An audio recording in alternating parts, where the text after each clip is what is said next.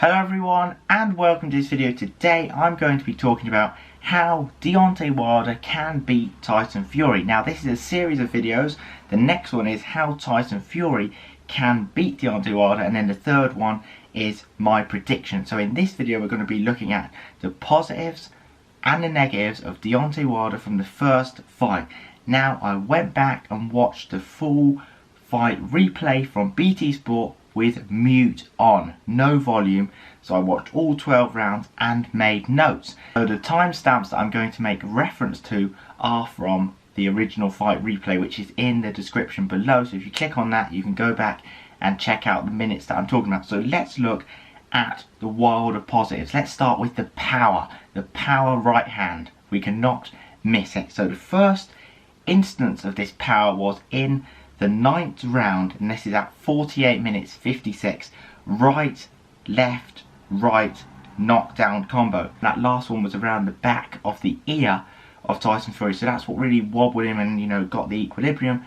But he did get back up and he sort of went like that, so it was a flash knockdown. He's a bit wobbled. And then obviously the biggest one now is at 1 hour 00:51 seconds, right? Solid right, followed by a left hook, and this was clean and on target. That was something amazing. And even when I watch it back now, I've probably watched the fight back about 10-15 times. How did Fury get up from that? I don't know. Now another thing is that doesn't get looked at, he had a very good jab, and in general he has a very solid jab.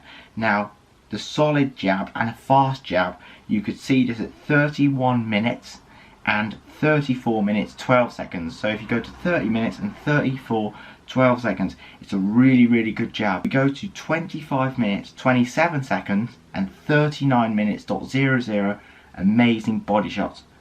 In terms of these positives, he needs to do these more in the rematch to win. What he needs to do is he needs to go to the body of Tyson Fury more, because as we could see from the 25 seconds 27 and the 39 minutes, he did some really good hooks to the body, which Fury went like that with and really got his body. So if he wants to win, he needs to go to the body of Fury. Firstly, the goal being tire him out, get all the wind and air out of Tyson Fury, and then secondly, go to the head. Then once Fury drops the guard, bang into the head. That is the way Wilder wins in terms of positives. Now let's look at Wilder negatives from the first fight, which he's got to avoid and not do this time to even help him have a better chance of winning. Because if he makes these same mistakes this time, I think he might pay for it, because Fury will be a bigger size and have more power, and it will tire Wilder out. So right, Wilder negatives from the first fight.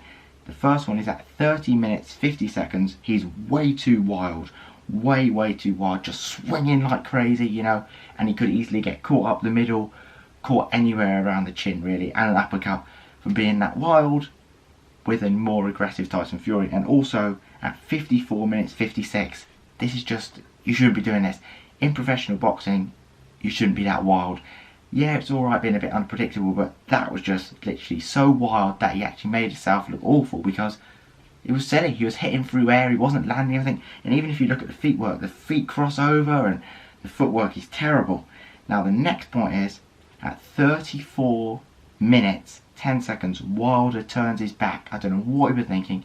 You're never ever meant to turn your back. Luckily, nothing happened from it. Fury didn't get it, but if Fury was closer, he could have come around the back and hit him. And the funny thing is, in the Tyson Fury vs Vladimir Klitschko fight, Klitschko turned his back, and that's when his head got spun right like that, because he turned his back. You should never do it. Right, and another thing is, Wilder right hand cocked, flicks jab, then overhand right.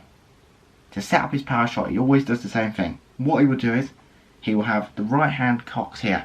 So in between here and here, you have the right hand down here. And he will flick out the jab like that, pull it back, and then throw the right hand. So the right hand's cocked, flicks out the jab, then throws the right hand. He should best throw the right hand like that, or set it up differently. He did that throughout the whole fight. But what I can say is, he has improved on this, because in the Luis Ortiz fight, he was a lot more disguised with it. He had the jab here, like that, and then he threw the right. He didn't flick it out, move it down, have it cocked. He had it up here and it just pulled it back, bang, like that. And another thing is the wide stance. Now, this isn't a main negative, because some people say the wide stance allows him to ping back and generate power, but I just worry that sometimes the balance isn't as good enough, and sometimes where he could be more attacking, he's not, because he's so far out. Another thing is, he backed off when Fury feinted and wasn't attacking. Fury's feints were annoying him for the whole night. Wilder couldn't figure out the pattern of the feints, and when a feint was actually a feint, and when it was a real jab that's going to come through, or a right hand to come through. And there was times where he would put his guard up, put his guard up, put his guard up, and if he didn't put his guard up, he would back off, back off, back off, take 1 step, 2 step, 3 step backs. And in all of them moments, that all adds up to a lot of minutes and a lot of wasted time in the round, where he could have been going at the body or going at Fury more. He shouldn't be backing off and putting the guard up. And another thing is, he shouldn't allow Fury to make him put the guard up just when the right hand's being jabbed. A lot of the times Fury just jabbed the right hand or flick out the jab around the right side. The right hand was always up here of Wilder instead of being thrown out here, because Fury would jab to this side, so Fury's jab would be coming to the right. So what Wilder needs to do is work out the pattern of feints and not be fooled by the feints. If he does, maybe for 1 round, 2 rounds, but you can't be fooled for 12 rounds. Now, that is the main positives and negatives from the first fight, and if he does the positives and doubles up on them and avoids any of these negatives, I believe he can win. He's just got to disguise that right hand. That's it from this video.